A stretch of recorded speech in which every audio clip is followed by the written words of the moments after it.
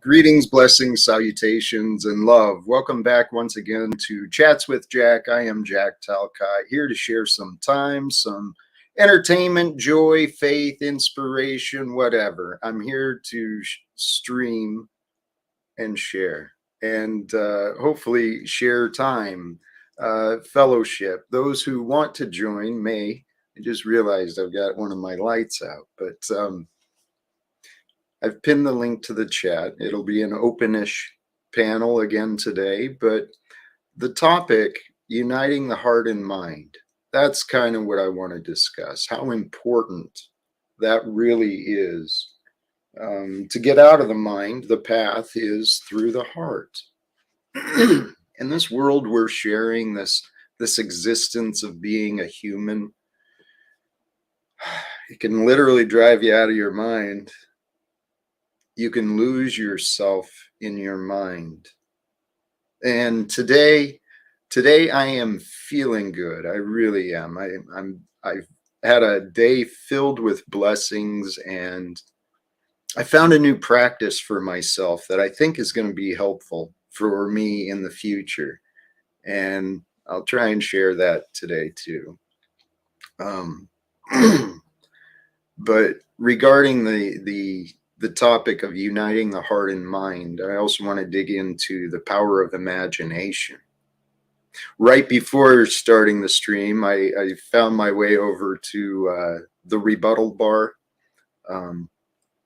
Hopefully you guys know London McLovin's alternate channel, the rebuttal bar. And we were sharing some time over there. And that was where some of this idea came from, was the power of imagination. I was talking about my own experience, how through my mind, my imagination, well, first when I was young, since I wasn't real artistic with drawing, painting, sculpting. I didn't feel real creative as far as storytelling. And so I felt I had no imagination. I didn't think I had the same capacity of imagination as others, until I really started thinking about it. And the fact is, I imagined a lot. We all do. We imagine our problems, our solutions. We imagine love. We imagine heartache. We imagine grief, anxiety. We imagine all sorts of things. And I know I keep trying to, it's a paradox. You got to do both things. Get out of your imagination. And get beyond your mind. Now, these are new thoughts. Let's not travel down that road. So we'll come back to where I've already been regarding uniting the heart and mind, bringing those things together. What did I share? I shared something else. Unify thoughts and desires, right? Because that's where the concept of our heart, the symbol of our heart, that's where the desires are, and the desires are what lead us, what pull us. So conceptually, that's where I'm talking, is the desires are in the heart. You unify your thoughts. Here, I'll pull this up. So you unify your thoughts with your desires through an open heart. An open heart allows compassion. And I tell you what, if you're going to open your heart, you better be prepared for fearless honesty. Because conceptually, the heart is fragile. It gets bruised and hurt and twisted, and the heart gets misunderstood. But when our mind is disconnected from the heart, it brings chaos and misery, not just within ourselves, but then that chaos and misery that we feel within ourselves, it becomes consuming. Next thing you know, unintentionally, we're sharing chaos and fear and all sorts of crap with people around us. Not even intentionally, but I know for a fact it happens because that's what America does. That's what the conditioning has brought forth for us, is a world of chaos that literally profits from driving you and me and everyone we care about. These systems profit from driving us insane.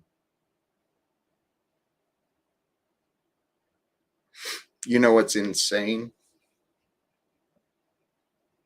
A nation of what's America supposed to have, like 350 million people, something like that.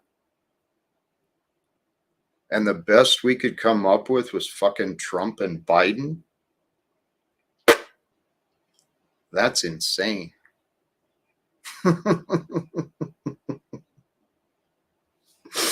What is it Biden says? Build back better or some shit. And I know that didn't come from him, but I think we just need to do better. Do better, be better. Starting now. God, I wish I could have that conversation with the citizens of Congress. Joe Biden himself. Do better, be better. Starting now. I'll help you. Matter of fact, I've learned of a lot of people. We can bring a lot of help. We could bring a lot of support. We could bring a lot of true qualities of leaders. We could have those stepping forward. I don't know. But today where we are is here and now. Come back to the moment, Jack. Come on. Stay in the now. Brothers and sisters, thank you to all of you joining, sincerely. Cynthia, I'm a fan of yours, sincerely. Your encouragement. And I think, I don't know, Denise, there's so many mystery profiles. I don't know who's who anymore. Art Pole, I'm a big fan of you. Thank you for all that you do.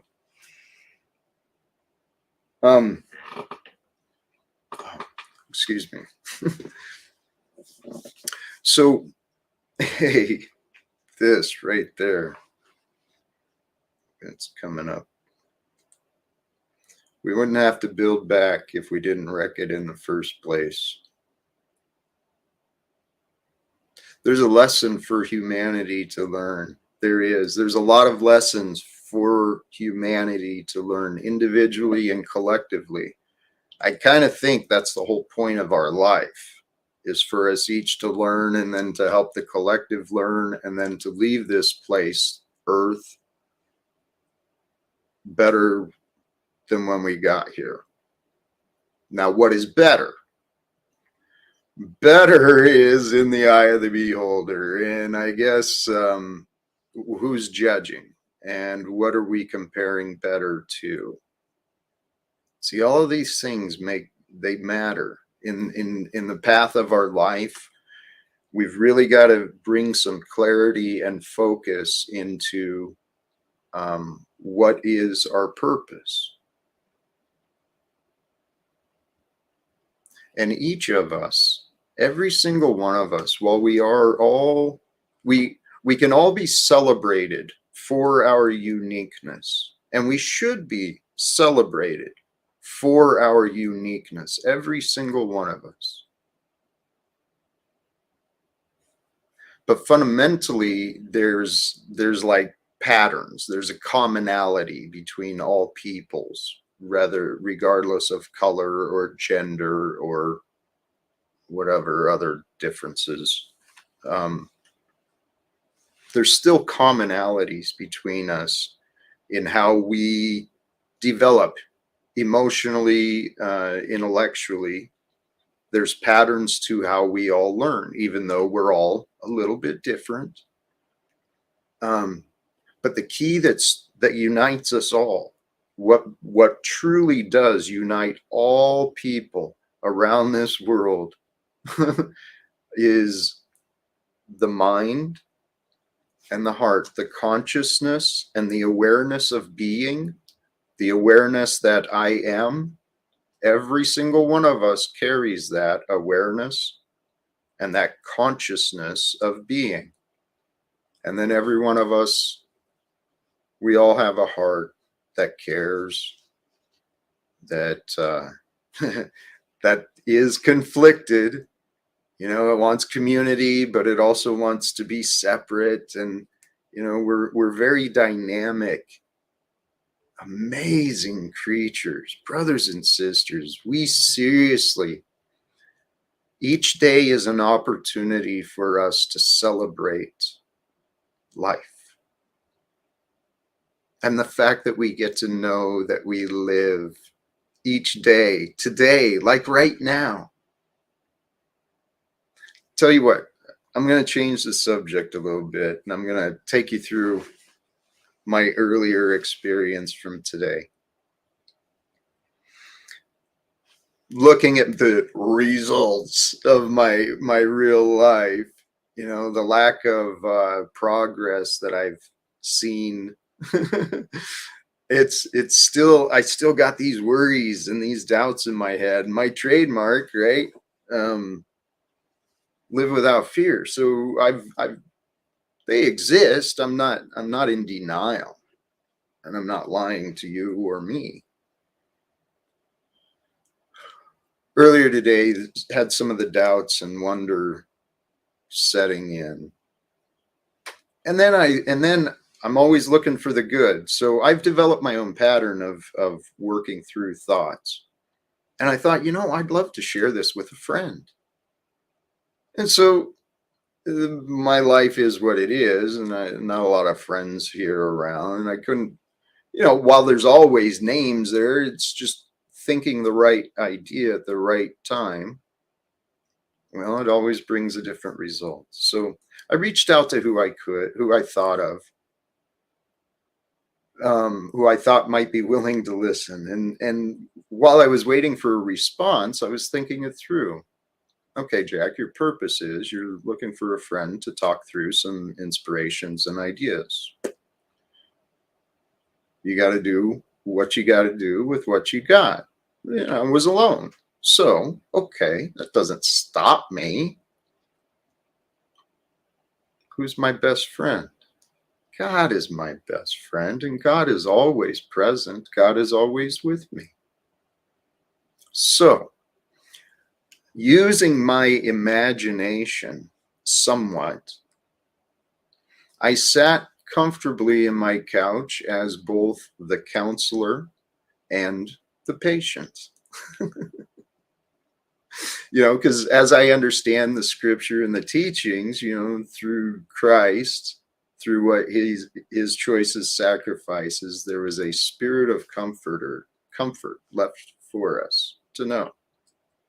And so reminding myself, the spirit of comfort is there. The spirit of comfort is that which brings the answers. The spirit of knowledge, it's all here and present. So sitting down with the intention to work this through, I thought, okay, well, the spirit of comfort, it comes through the counselor. And that's kind of what I was seeking with a friend, is just some counsel to brainstorm ideas, share a perspective. Well, a counselor is an interpreter. Really, if you think about a mental health counselor or a therapist, psychologist, whatever, these people that work with you for your trauma and your memories and your own thought patterns, they are interpreters to help you understand your feelings. So I recognized, okay, that's my purpose. I'm going to serve as the interpreter between my thoughts and my feelings to better understand what is going on. So sitting here alone with God, reminded of the truth which is available, I just haven't found it yet. I sat there and wondered, okay, Jack, so what is it What is going on? I was figuring it out. I don't know. It came down to, I had a worry because the truth is, some of my choices, I don't know what is exactly limiting my results. I mean, I have ideas and theories. What is limiting my opportunities? I have experience and understand why I have not been successful in the past opportunities, but what is preventing more opportunities from showing up? So, working through this, I'm wondering, okay, is this preventing me? Is this the problem? And then I realized I just don't know. So recognizing that it was the not knowing again, that was my problem. And so as I was sitting here, I was really into my feeling. What is it that I'm feeling? And emotions and tears started coming up when I said, I don't know what I don't know. And then I jumped over, same spot in my mind, jumped over to the role of the counselor and looked at myself from a different position and seeing myself as a grown man sitting in a beautiful home on a comfortable couch, fucking tears in my eyes, saying, I'm afraid of what I don't know.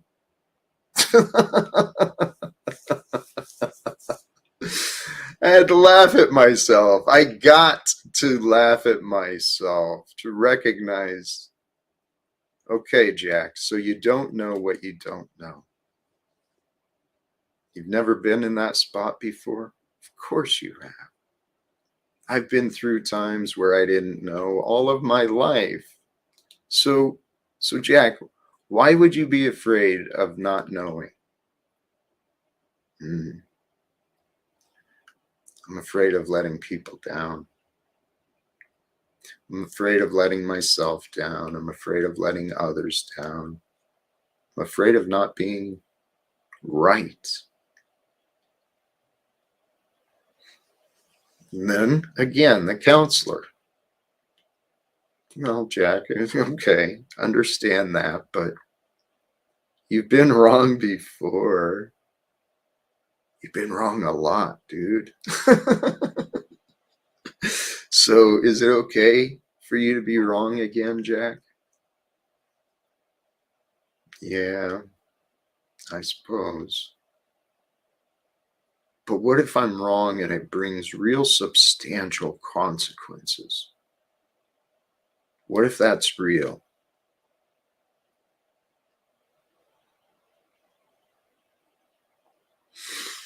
Well, we will know the future when it is shown to us. We will know the consequences, the real consequences of our choices when they are realized, when they are known. And so, in the end, where I realized and got myself is I reminded myself of God's perfection. There is a perfect order. There is a perfect order to life and decay, to the sun and the night, to everything that is. There is a perfection to the past that brought us forth to today. And we're a part of that perfection, whether we want to believe it or not, whether we want to accept it or not, whether we want to debate it or not. We are part of God's perfection because there is a perfection to the creation. God called it good. I'm going to say, all right, yeah, it's good, man. Life is good. Everything is good. So then the other part I realized too is I do place a lot of pretty damn high expectations on myself. I always have in some ways. And admittedly, I've allowed myself a lot of excuses in my life too. That's why I'm still dealing with these stupid addictions I picked up, man. the nicotine. Fucking relapsed on that again a few days ago. So, anyway, excuse me.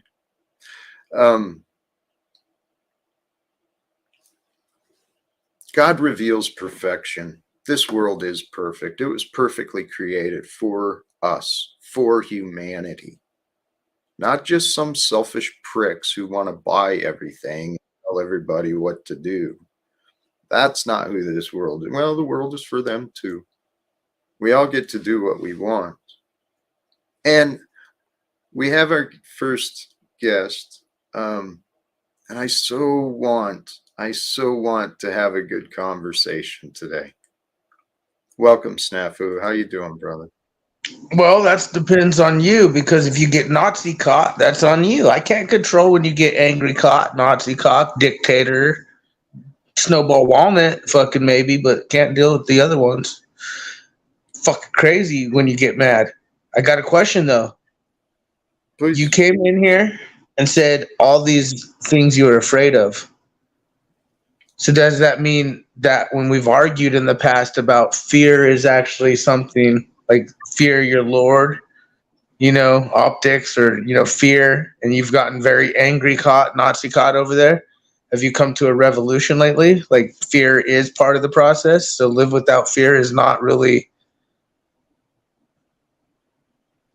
you've gotten very angry over that conversation. I've never heard you come up here and say, I was afraid of this, afraid of that, afraid of it. That's not true. Well, you did say you were afraid of it. I've admitted my fears before. I'm So not, how can you live yeah, without fear? I've not bragged, but I have explained how So I conquered many of my fears. so how can you live without fear?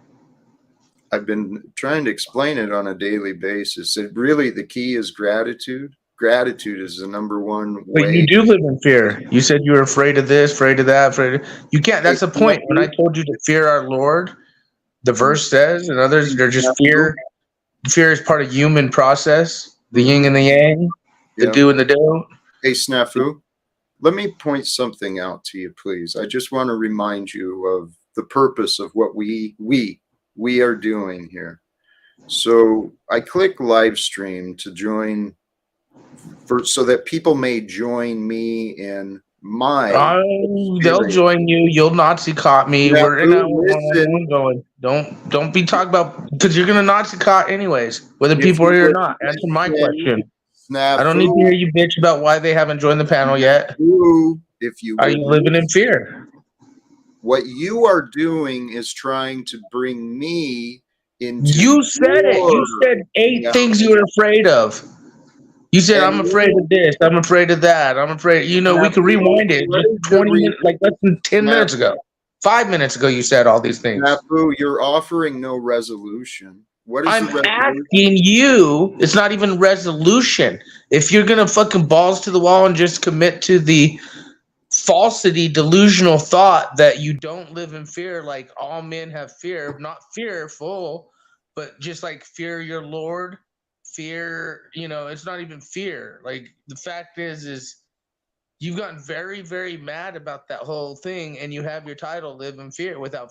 I don't care, Snafu. I'm bored of listening to and you are obviously showing me no respect. You're not showing the viewers who potentially tuned in to hear me, you're not showing them any respect either, Snafu. So you can take your disrespect and you can continue your day disrespectfully without honor. So I don't want to accept it. And this is what I realized in my reflections, brothers and sisters. And I'm not trying to be arrogant, but I am trying to be honest. I'm inviting people to join me in my experience, where I may be allowed to be peaceful and loving and kind and maybe even share some respect. Be allowed to be peaceful and loving and kind. Welcome, Denise. Welcome, my friend. I muted you because you've got another tab open still. Okay. Hold on a second. Just hold on. All No, right. leave me mute. Leave me mute. Will do. There we go. God bless you. And while Denise is getting set, we'll figure out what's going on with Mr. Snafu. I'm willing to bring you back, but I'm not going to continue your looping nonsense, dude. So while she's getting set, Snafu, all right, even better. I did not make that choice. He did. Where were we? Hey, I saw something. I saw the word depression. Depression in the, I saw that word in the comments. If you think about that word, it is a weight. We are being depressed. We are being weighed upon. There is a burden. Okay. Many of those are just blind spots. We're not seeing what is real. We're resisting. A lot of our depression and anxiety comes from a resistance to accept what we know.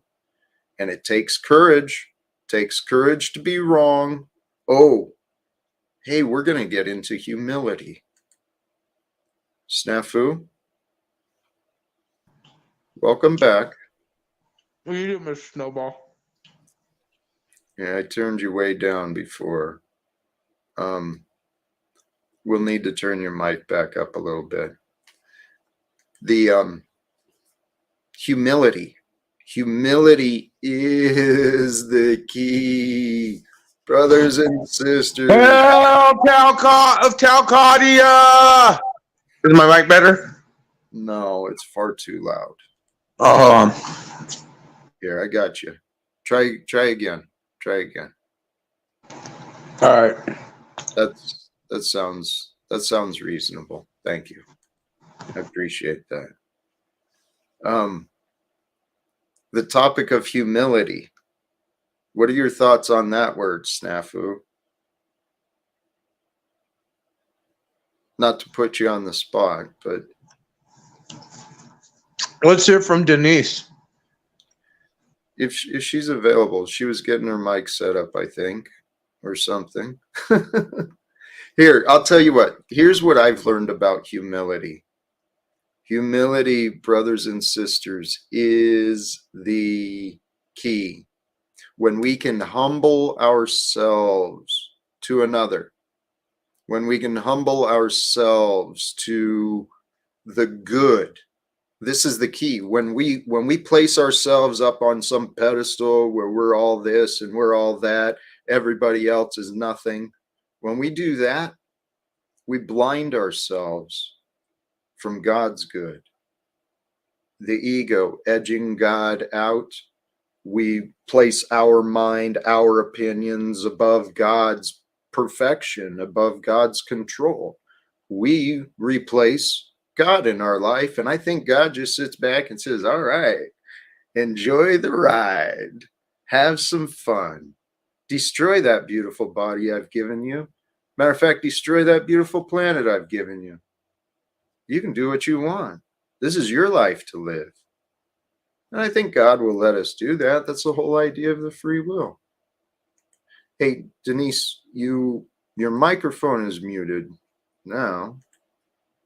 Oh, are you there? Oh, okay. Yeah, now it's telling me.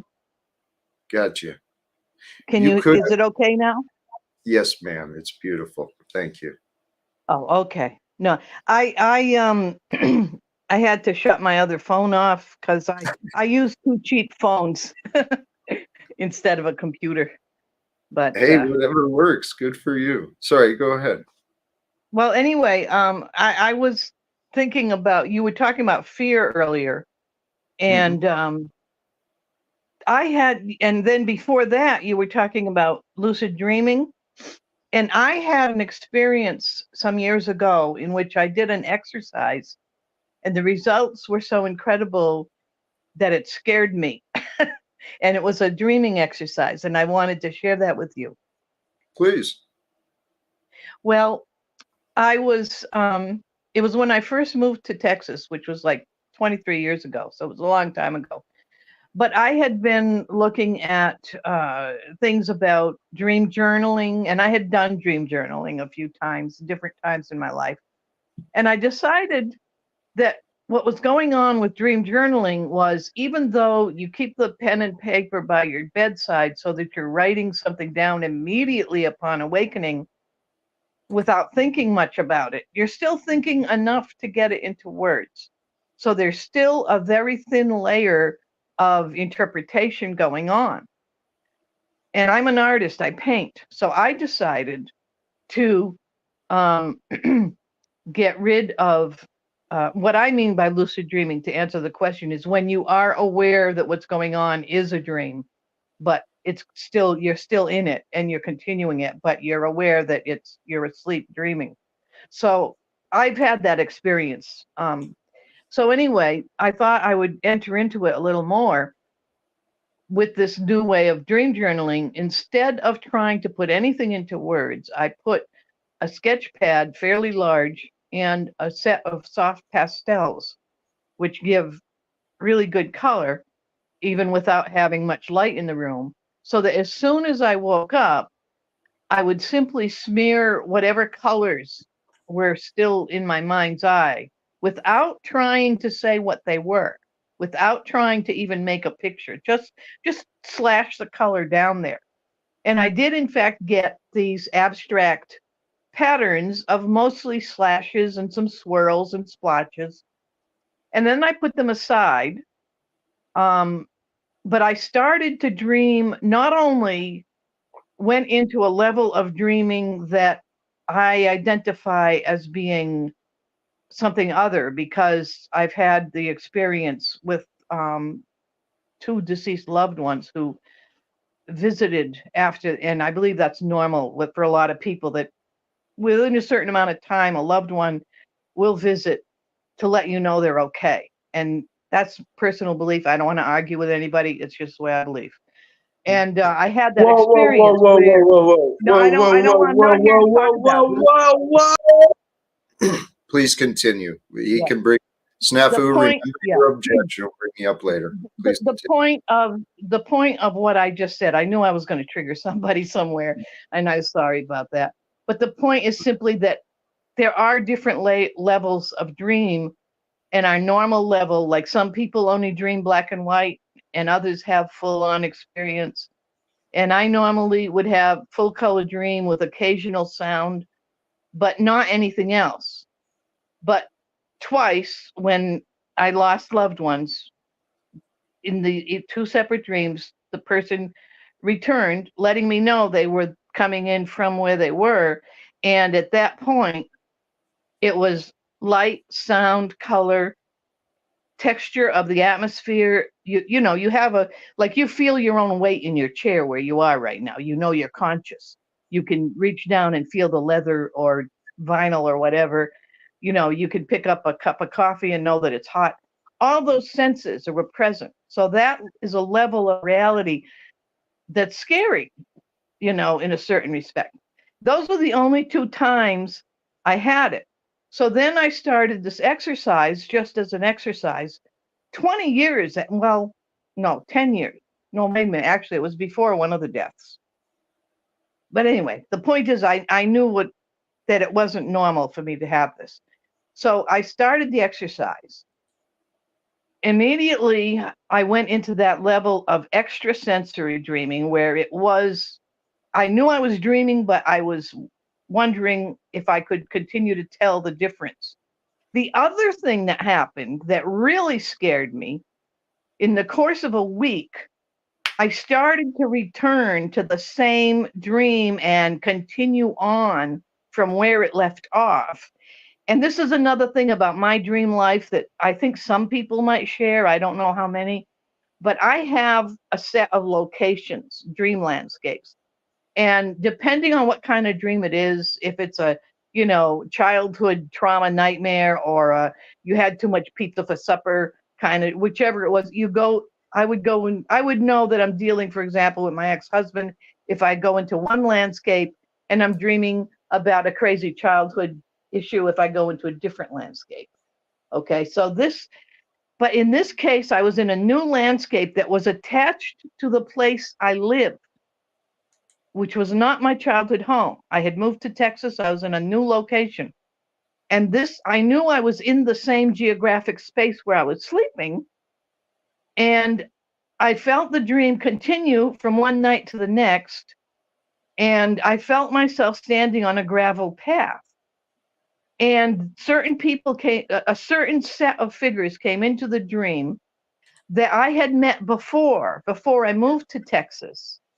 And I knew these were, at least one of them was ancestral guy. I knew it was an ancestral family.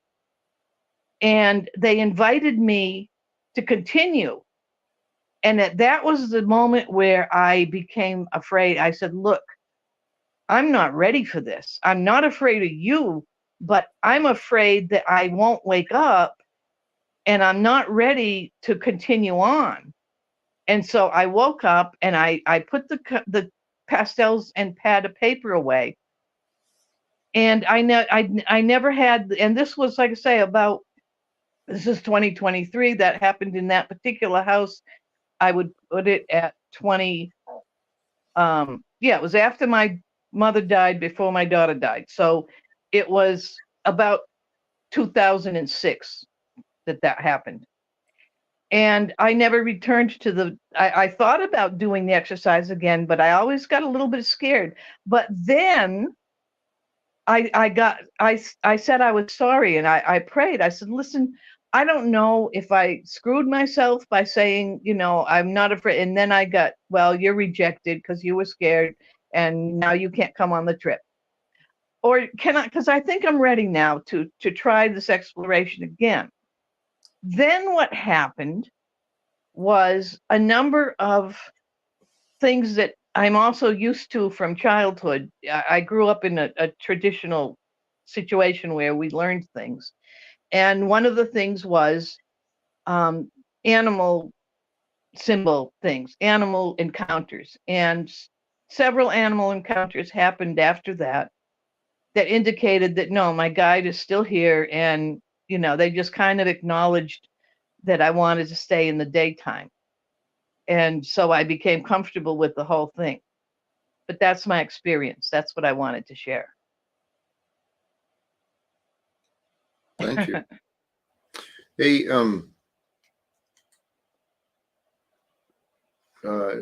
don't know if you saw this chat. ERM. Oh yeah, I see the ones you're putting on the screen, but I can't turn on the chat itself because I'm afraid I'll screw up the audio again. It's fine. But well, I don't know who that person is, but yeah, sure. I don't either. I put my email is in my channel, on my channel description. You can find my email there. I don't know your channel. Would you leave your channel in the private chat? It's my name. Is it? It's at Denise Matto. At Denise what? Just the same as my name in chat, at Denise Matto. Oh, okay. Gotcha. All right. Here, Snafu had some sort of objection to you.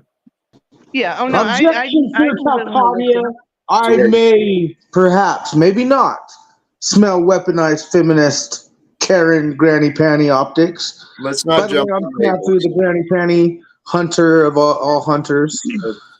Denise, I got two questions for you. Why. It's because of the cat.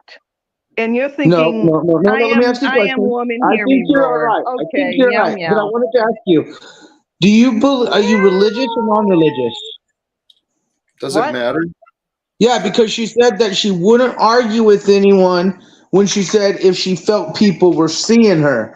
And my question is do you feel there's other entities that could present themselves to her as things that she claims are her lost relatives? Could they be MK Ultra optics, Project Bluebeam optics? Could they be demonic optics? Or could they be Can you dial it back a bit? I'll answer his question. The only reason I said don't argue is I didn't want to be drawn off topic, okay? I'm not afraid to talk about it. I'm not unwilling to talk about it. I just didn't want to get derailed. I I'm easily derailed. Have you I go met off on Snafu tangents. before, Denise? Excuse me? Have you met Snafu before? No, never. I mean, I Snafu, might have. I've been here. in Machine Well, if Live's you chat. haven't, hey, if you haven't, he is a master of derailment. That's what he likes Yeah. to bring to the Oh, he's not streams. alone. They're a dime a So, dozen. I know. I've met his type. I haven't met him, but I've met his type. Yeah, but you get white knights like Jack here that won't let me talk to you, hun. So it's hard to determine if you're weaponized Karen, Me Too, Granny Panty, Well, You know I or what, what. think Because they're Snafu? reacting I'm to done your with this. tone. I'm done with I it. think Yeah. they're just So reacting to his Denise, all tone. right. Okay. So, all right. Thank you, Denise. So, I'm not a what feminist. did you? Pardon? I'm not a feminist to it. I mean, that was his concern. Okay. I. So, He's got a lot of concerns. He carries a lot of concerns. oh, So, don't we all? what did you feel you learned from all that? Sharing your dreams. What, from this experience here, or from what I talked about, what I described? What you described, because you wanted to Well, share it, believing what? I What did learned you? not to be ashamed of the fear, because I felt like now I'm going to be punished by it's like I felt like I had stranded myself at a certain level of development by refusing to go forward when I wasn't ready. But then what I learned was that it was an honest fear, it was reasonable, and I was respected. And when I announced that, I think I am ready, the guide came back in a different way. Maybe I was still not ready and was just being a little bit bravado, but I learned not to be ashamed or feel regret about the fear. I learned to recognize that it was part of the process. Thank you. Hey, thank you for sharing it, Denise. And the earlier comment, AV intends to send a message, hoping to chat sometime. All right. And I Okay, agree. Sorry, people here like to strike down honesty and sharing. Yeah, let's snafus. There's many who do like to strike down honesty and sharing, unfortunately. But yes, we appreciate you sharing your story. Thank you. thank So you. okay, in pursuing the dreams, and I was interested in the using the pastels and the colors for the journal. So were you able to make an understanding of what you were? Could you interpret what you left later? Oh yes, in fact, that leads to a whole new part of it that I just Okay. realized as we're talking. Of course, the rest of it is there too.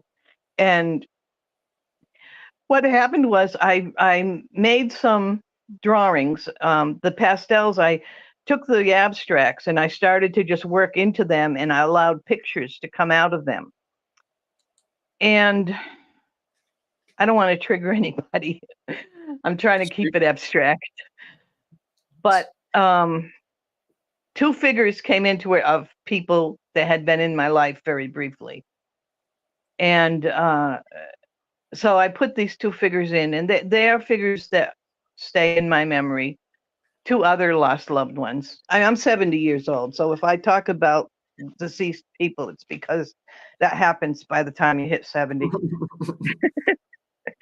And Respect. Yep. anyway, there were these two, and they showed up as part of this, and the picture was of these two who showed up as they usually do together because they were twins.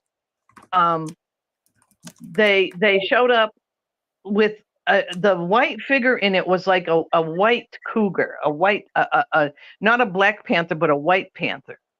And I did this all in pastels, and it was a panther or a puma. It looked more like the Western American, North American lion type of cat, except it was whiter. They're usually beige, and this was more white, which is part of the spirit animal thing. Like a white animal has an albino kind of glow to it.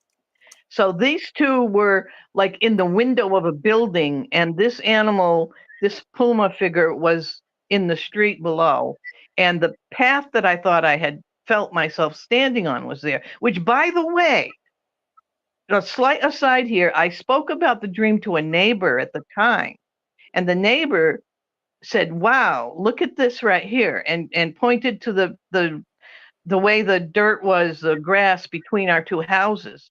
And she said, "You know, back in the day, this your house was the only one here. It was the farmhouse, and this was a gravel road."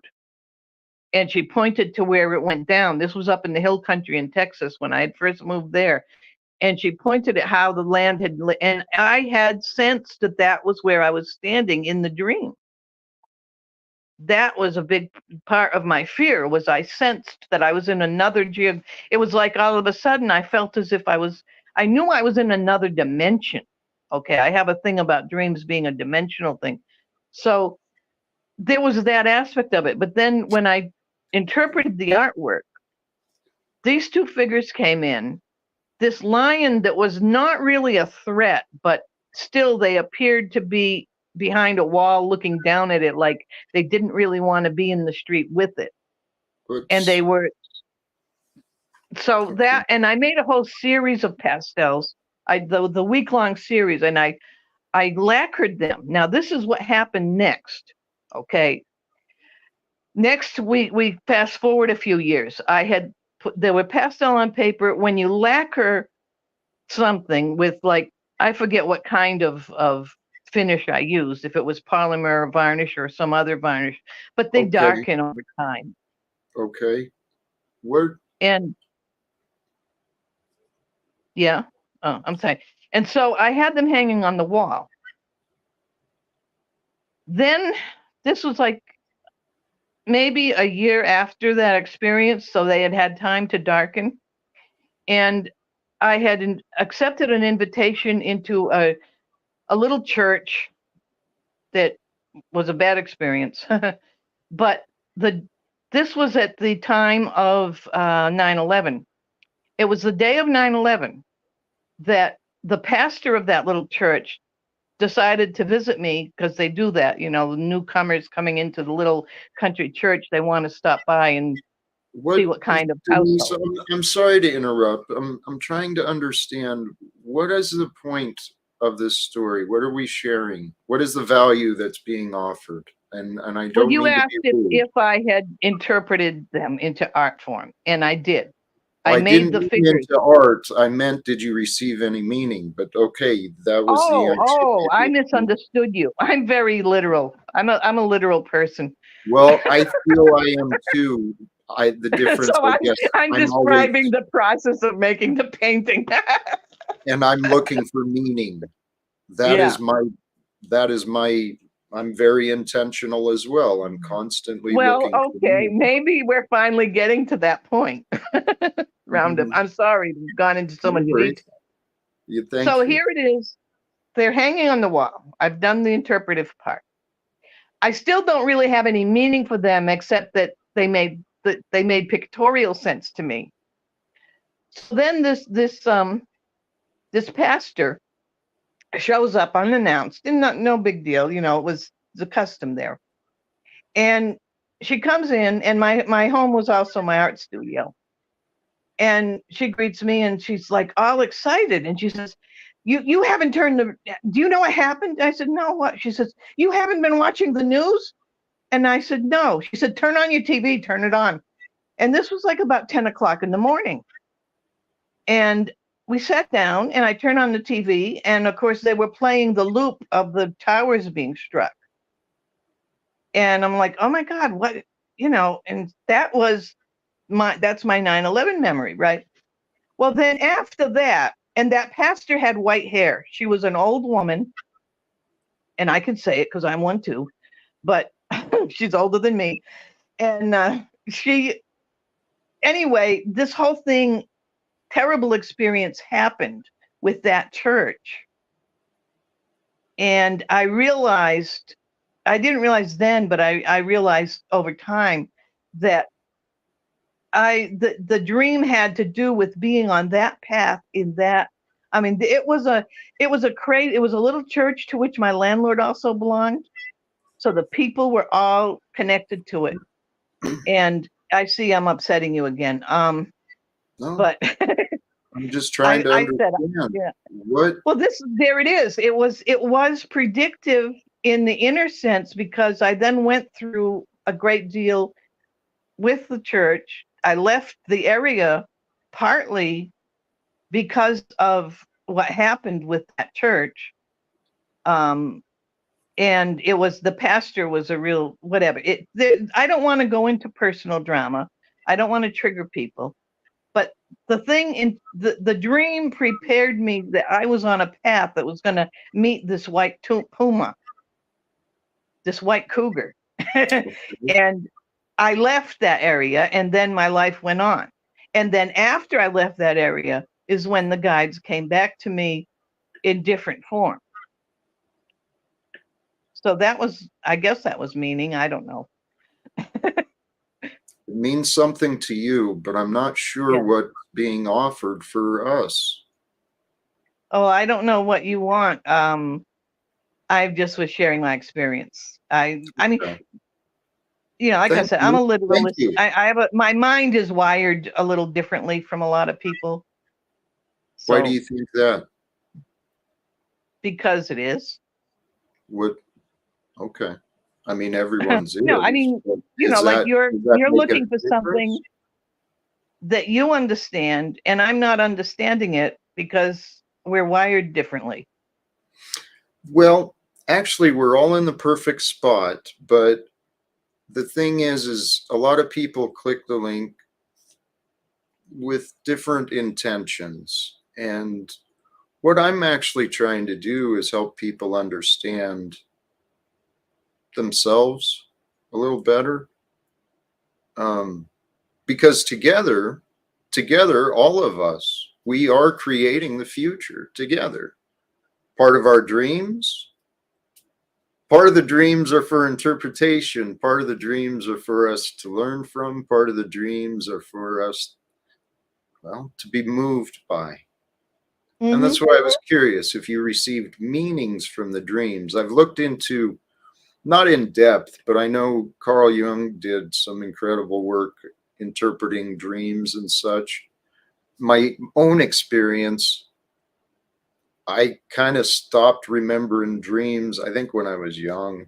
I don't remember many dreams as an adult anymore, but that lucid dreaming is a fascination for me. I've looked into some of the methods of shamanism, and that ties into lucid dreaming and being able to really kind of explore the inner psyche.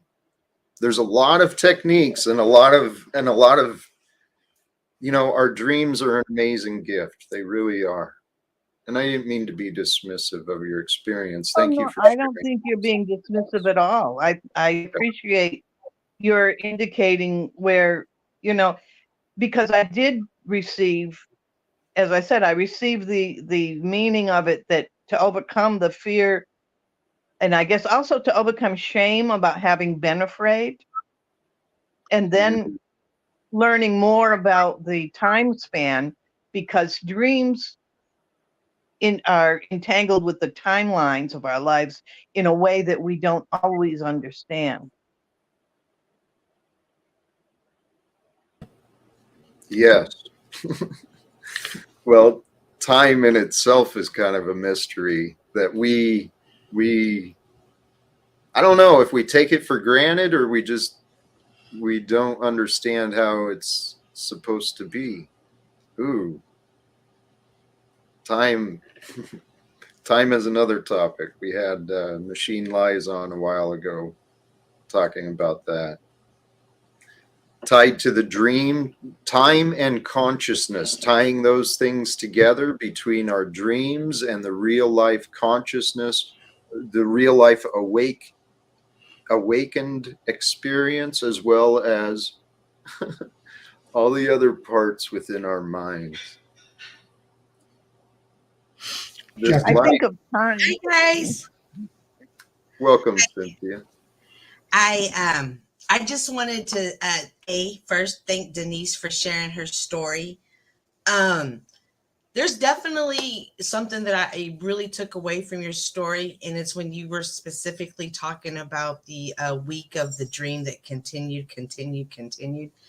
And then you said probably one of the most honest things I've heard anybody say when they talk about this type of experience is you were scared, and you were scared what the other side is.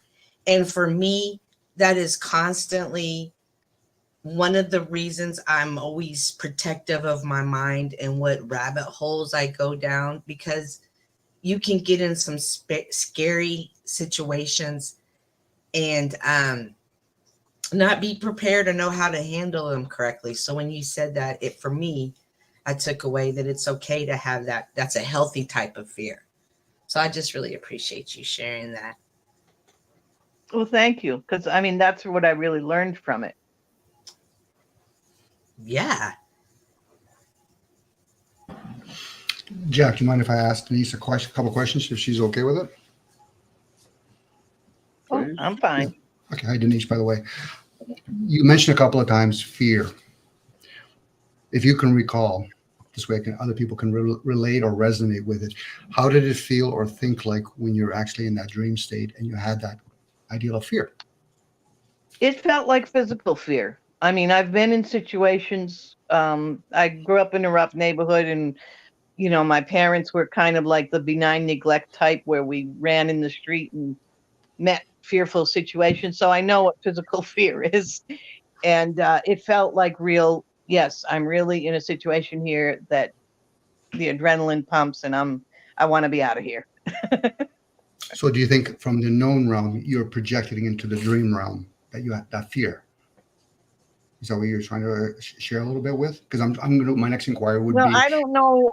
I don't know about projecting emotion. I know about projecting judgments onto people, but an emotion is something you're feeling. Mhm. It might be the result of a projection. I don't think this was the result of a projection. I think I was in a real, I believe I really was in another dimension at that moment. And it wasn't just a mental thought of, I wasn't just thinking about being afraid. well, since we're talking about dimensions, have you ever inquired about the idea that there's a physical, emotional, and mental dimension, hence the term three-dimensional? I believe there's far more than three dimensions. Yes. And I believe that when we dream, some of us sometimes, and I think we're all could if we want to, we can step into other dimensions than we have access to in our normal waking consciousness. Okay, that's where I'm going with it. So do you think, as a possibility, this is only a possibility, that you projected from the physical, because you had mentioned physical, into one of the other ones, such as emotional or into mental, or maybe you're, like you said, other dimensions? Because trying to get a sense of, for other people can relate, what is it to live without fear, for example? But first we have to understand what fear is before we can live without it. So if you can share that, I appreciate that. Because the dream part, I get that part to a certain point, and you can expand on it if you want. Well, I think that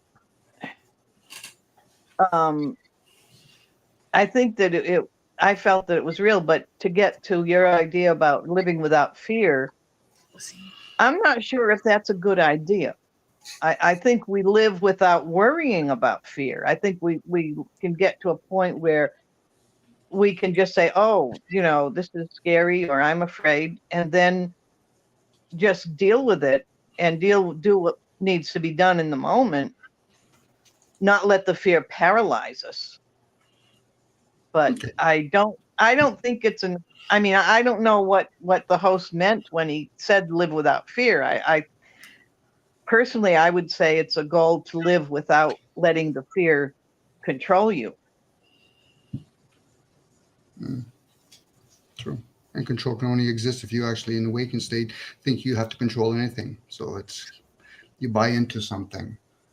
The example, I guess I could share what my interpretation, I'm going to spin a little bit here. Fear is, I take everybody here on a journey in a dark cave. Most people have fear of the unknown. As they go further in, they see some other big eyes inside that cave. Most people will transfer what they think is fear from the unknown to something that they see, which is eyes.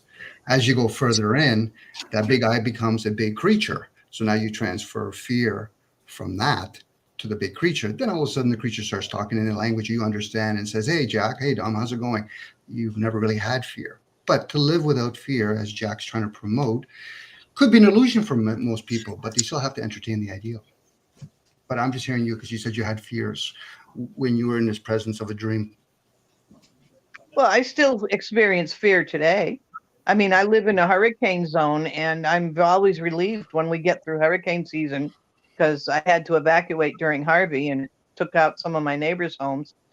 So I still experience, I still think every year, I still wonder if I should move inland. Okay, so on that note, then, is that a physical fear, a mental fear, or an emotional fear? Oh, it's physical. It's physical. When you're thinking about your house being taken out by a wave, it's very physical. But the thing is, are you hearing the words that you're speaking? You're saying thinking. Yeah. Right. Well, I'm not in a hurricane. I mean, if I was in a hurricane, I would be feeling extreme physical fear. But I don't live without fear because during all these years that the weather's been quiet, and every year we think, well, we're due for a big one because we get a Harvey about every 5 years. So that's thinking about fear, but I'm not. Now, some people with the same thought might have a panic attack and start packing.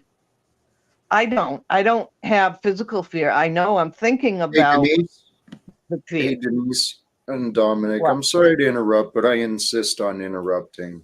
Okay. Hmm. I do appreciate the conversations, but are you familiar with me at all, Denise? Not really. I've seen Okay, you so in Machine Lies a couple okay. times. All right. So while my brand, my message, my purpose is to share how to live without fear with others, I'm seeing this panel once again go back to I'm sitting here and people are talking about why they want to fear. And it's illogical to me that I just see missed opportunities. I really see missed opportunities. Hmm. I'm sorry. You just said live without fear of others, but when Dominic brought it up, I was going to fear of a weather event, not of people. So that's an interesting thing right I there. didn't limit it to others, but I suggest we don't live in fear of anything. That we recognize that fear is just a signal, just like everything else. It's information open for interpretation. We can let things control us, or we can learn to control ourselves. I'm not saying fear does not exist. I'm saying we do not need to allow fear to consume us or to even take up much of our time. Once I've been learning this for myself. When I find my fears, the time they stay within me it's very limited anymore. But fear is a mysterious thing, just like love. It comes in many different shapes, many different disguises. Fear, anxiety, depression, procrastination, just all sorts of things. Does that make sense? Yes, it does. Well, if we can identify fear as those negative traits that can easily consume us, and it doesn't mean they don't exist or we'll never encounter them, but if we can recognize that those things are not healthy, life-bringing, or fulfilling for us, I think it's important to find ways to avoid those things, not to ignore them, but to understand them and overcome them. The reason I'm so persistent on this as well is I know this is what our world needs. we've got a lot of violence and a lot of anger and a lot of arrogance that's being shared metaversally, you know, in many of the homes, many of the communities. There's a lot of unhealthy patterns being shared because people aren't paying attention.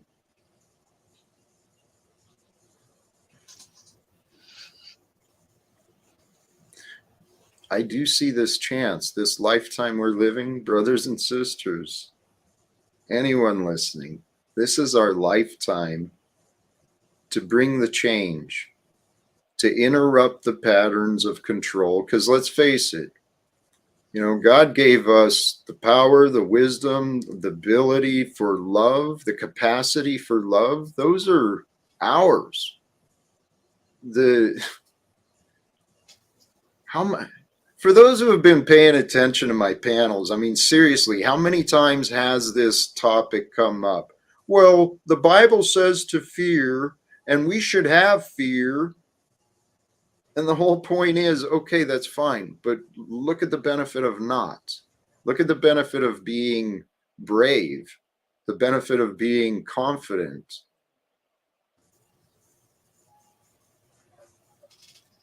Where I was going with the amount of anger and arrogance that's being shared around, and even from myself, when angry cod has come out. The reality is, all of this aggression we show, it's from an insecurity. Because our mind is kind of reluctant to let us know how powerful we are. Because if we recognize how powerful we are with the memories of the life we have lived,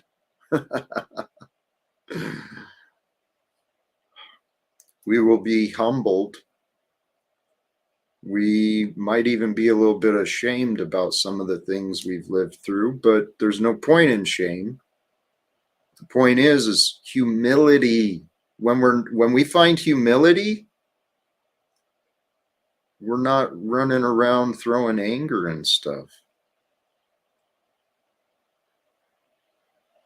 That's what I learned for myself.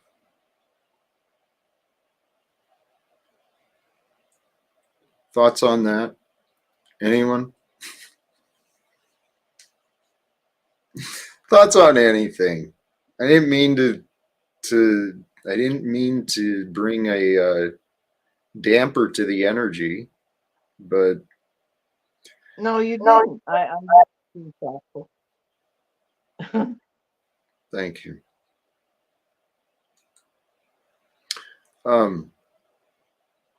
There's something. Oh, I saw Margot in the chat. Margot, well, actually, no, you're out of town nowadays, and I suppose the damage from you is done. When things are ready, we'll communicate again. And actually, Margot, should you ever find the willingness or desire to actually have a conversation with me again, I think it could be healthy for both of us. So that was my personal thing there. Power of imagination. Should we? I have a question. Please. Do you, I am new to your channel. Have you done much with like guided meditation stuff? I haven't. We've touched on the subject here, but in my own practice, I tell you what, meditation, that practice changed my life. The practice of becoming mindful and exercising my practice of focus through mindful meditation and different things transformed my life. I haven't done it here. Sorry, what? I'm sorry. I meant guided meditation where somebody is guiding you. Have you done anything with that? I haven't created any, but I've done many, and I do my own practices, but they're not usually the same. I just play around. But how about yourself? Do you do those? Well, no, I do as a type of, um, I guess, the Zazen meditation. But I had gone to a gathering once where the host did a guided meditation. It was the only time I ever experienced something like that, and it really freaks me out. And I asked this question of people, and I never got an answer so far that anybody else had the same experience, which was I think it's a fairly standard guided meditation where you start with the toes and you work your way up the body, and he's very softly describing things, and you bring your consciousness with his voice as he's speaking. And when he got to the top of the head, he said something about people leaving up to, I guess it was supposed to connect to a higher self or something. And I felt trapped, literally. As I say, I have a very physical, literal mind. And I actually felt trapped inside my skull. And I couldn't go to the next step of wherever he was trying to take everybody. And I wonder if you have anything to say about that and why that might have happened, or whether that's a, a typical experience.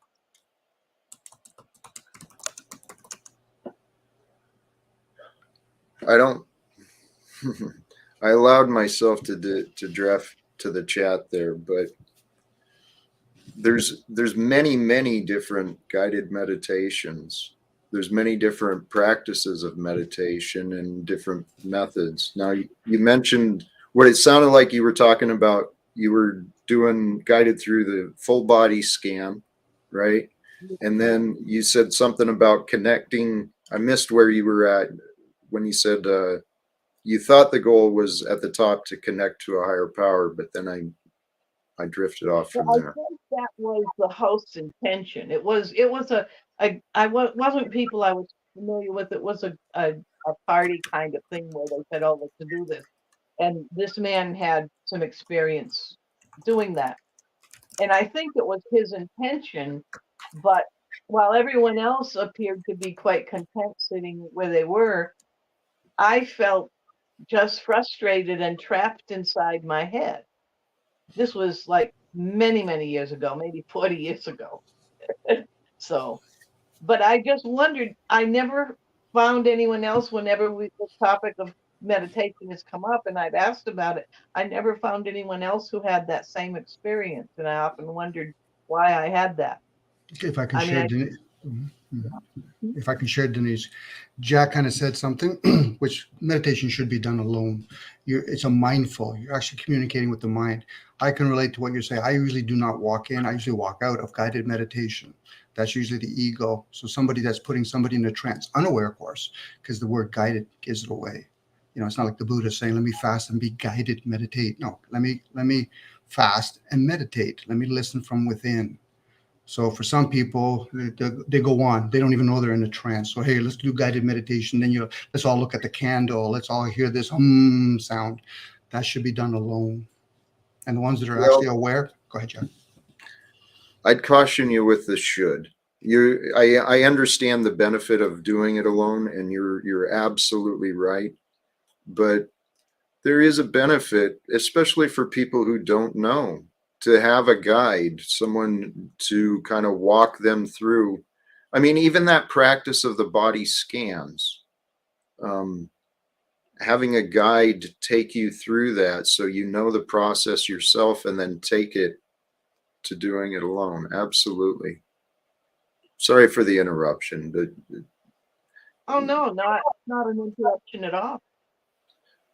well, for Dominic with the should do alone, but I could change the word. It would benefit one if they actually practice it and realize. Because I get it. People do all the vowels and and all that, but it might not necessarily resonate with that individual person.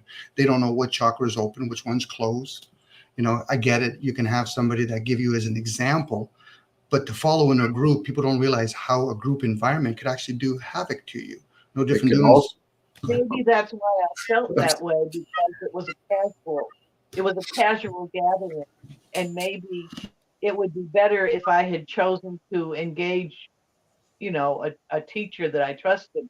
And maybe the trapped frustration was that some part of me sensed that he was doing a trance thing that I wasn't really there for.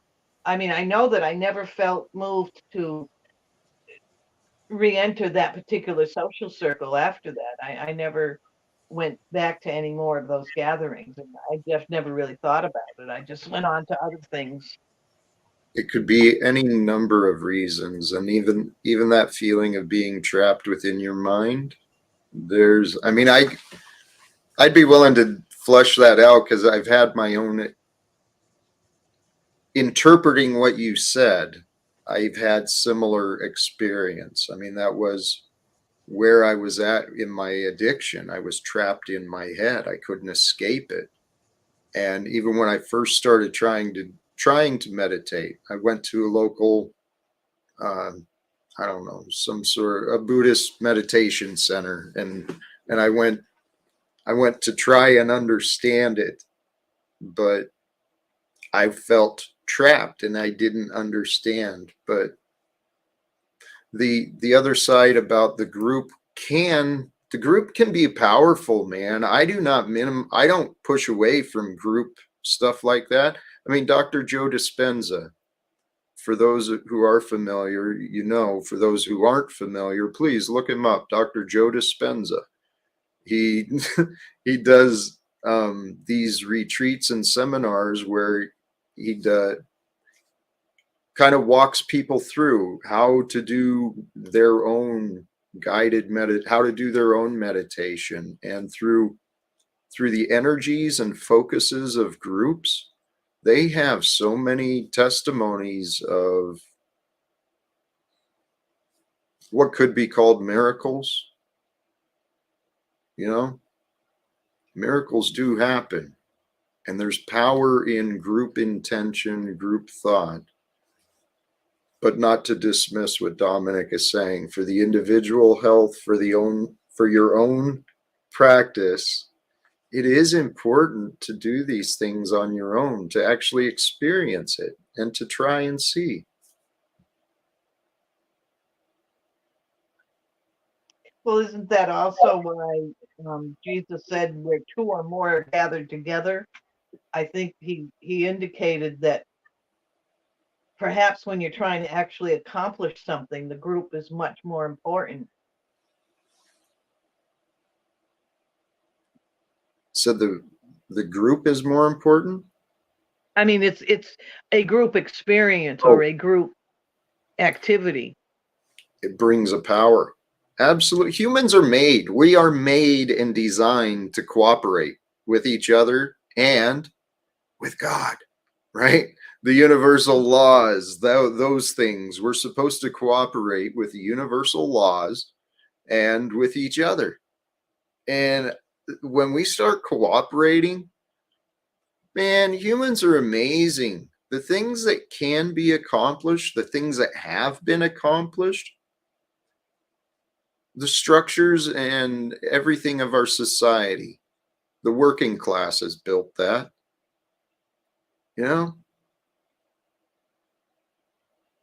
I think it's time to change this world. I really do. And I believe God is going to, well, you know what? God's changing the world. I don't know. You know what? We get to play our parts. I'd like to play. Well, I want to see what the world will let me get away with. You are playing your part, Jack. Thank you, brother. We all are. That's what I realized today. And actually, please, totally swinging this subject around again, but that's what I realized again today. The confirmation I found for myself, the explanation that was truthful, that I could accept and feel peaceful with. God's perfection you start spending a few minutes and trying to, or actually go through your day, trying to see how many things you can identify are just perfect. The flower, the frost on the lawn, you know, whatever it is that's in your environment. There's perfection all around. And if we can identify more perfection, we can start realizing more perfection. Because what our focus and our attention goes to, it becomes part of us. I agree. I also think something we can start doing is start seeing the good in one another instead of looking at the bad and only seeing the bad in one another. So that's just a good way. But I wanted to jump up here and just thank Denise for sharing her story. I subscribed to your channel. Some of your mods were down there dropping the links. I can't say they were doing it well, but they did it. So I guess that counts. Anyways, they have so much to learn, Jack. You gentlemen and Denise have a wonderful evening, and I will talk to y'all later. Blessings. Thank you, Cynthia. You're welcome.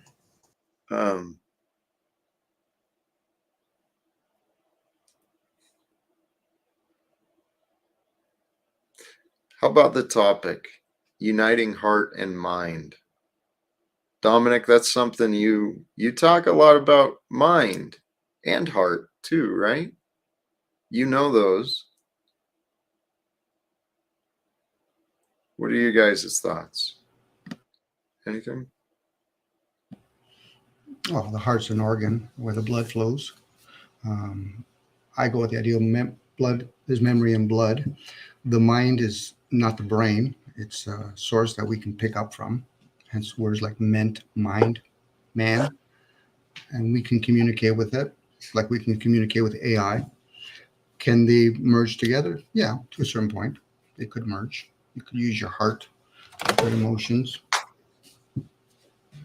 Well, you understand about, well, one of the things I've practiced and I've heard others recommending is conceptually trying to bring your mind focus into your heart. And so that you bring your mind and consciousness into the heart is what keeps us alive, right? Beats our memory through us. And so when we bring our consciousness into that heart space, into our form of beingness, into our form of being in the moment. Because this is where we've got to remind ourselves the practice of mindfulness, it's truly simply so we can stay present, to stay conscious and aware about what life is bringing forth now. Because right now, every moment, and the moments are tiny. The moments change, and next thing you know, you're in a different moment, still carrying around the same attitude from something that is no longer there. Meaning we get into an argument or, an inconvenience early in the morning, and then we're carrying those same energies elsewhere, and it's illogical. We're actually detached from reality when our mind state is separated from where our heart is. Jack, if I can share, go ahead, Jess. Please. Oh. I was just going to say, I just can't imagine how it must feel like for the people that are constantly carrying that energy, that chaotic energy everywhere they go, with everyone they interact with, how it must be feeling inside of them to never be able to get past that chaos that's inside of them. And then they transfer it to every single person that they come in contact with, and they may have good intentions behind it, but they don't see what those vibrations cause by transferring that type of energy to everyone, their families, online, wherever that they interact with. It's cognitive dissonance and our egoic blindness. Sorry, Domenic, you had something. Some of the stuff that we hear and talk about are usually man-made stuff. So most men, including myself, we lead with our hemispheres. So for us to pull it down to the heart is one thing. The mind communicates with the midbrain, the gut. So for a lot of women that are, they reproduce. So they're going to be preset with all that. So for them to communicate with the mind through their midbrain, you hear words like insight, intuition, inspiration. For them to go back up now towards the heart, they're bringing emotions to it. But of course, a lot of men, they get stuck in the hemispheres, so they almost have to drag down to at least meet the mind in the heart. But if a man is very, using their feminine energy, and using their midbrain, they're going to communicate more with the mind. When men always talk about being masculine, they don't realize how much they're depriving themselves. Amen. This has been part of the modern day delusion. Men have been taught to ignore their feelings, to deny their feelings. You do that to yourself, makes it easier to deny the feelings and ignore the feelings of others. And if you can deny the feelings and ignore the feelings of others and yourself, be, cold-hearted, be disciplined and real rigid, that's not a healthy man, because a healthy man cares. And when we stop caring, we stop understanding. The key is the emotions. We've got to unify our mind, our thoughts and emotions, because the emotions are the truth within us. May not be the truth around, but the emotions speak the truth that's within us. And it's only with honesty and intention that we can understand emotions, our own or anyone else's. Honesty and intention. Well, I think even when they bring in that energy, Jack, that'll even help their mental plane too. Because a lot of people that say that I'm a man, I said, you're not complete. How do I know? Because you have to say it.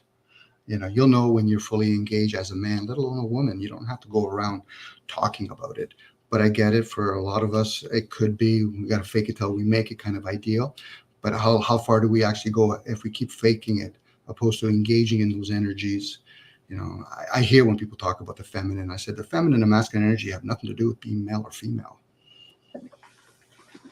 They're aspects. Yeah. Yeah, like yin and yang, yin and yang. Yeah, when you have to go around convincing everybody what you are, and maybe you're not that, or that you have some work to do, because people will just see you for who you are. You don't have to convince people of it. Yeah, you're forming another mask at that point. I'm a father, I'm a mother, I'm an electrician, I'm a plumber. Okay, those are masks, which are great. We have to identify. Yeah. I'm sorry to interrupt, No, but actually, even beyond what you're saying, Jesse, people will see what they want. Doesn't matter. It really doesn't matter, because people will only see what they want.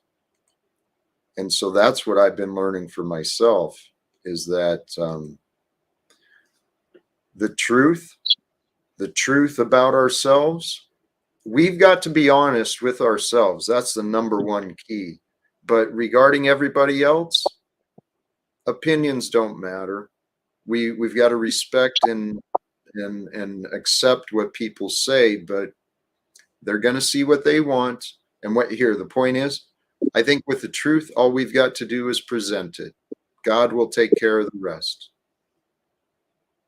I just wanted to say that I just saw my name. I was on a panel of all Black people before, and they renamed me, and I didn't even see that.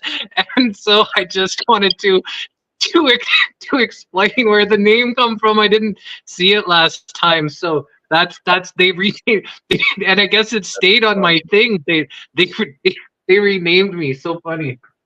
That is funny. I saw that when you came up. I figured there was something. It's good. It is good.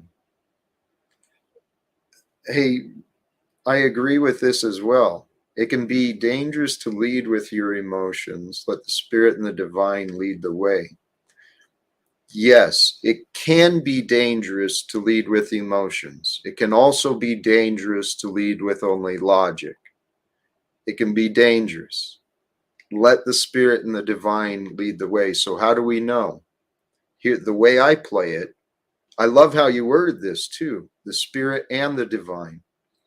To me, what is divine is what is true. Truth. I worship the truth. I don't always I mean, I worship the truth. I humble myself to whatever is true. So for me, the truth is what's going to lead the way, and the spirit is my desires. But that is where my maturity comes in. When my desires are felt, I use my will, my analyzation, my maturity to evaluate my desire with the facts, the truth. And that's how I live moment by moment.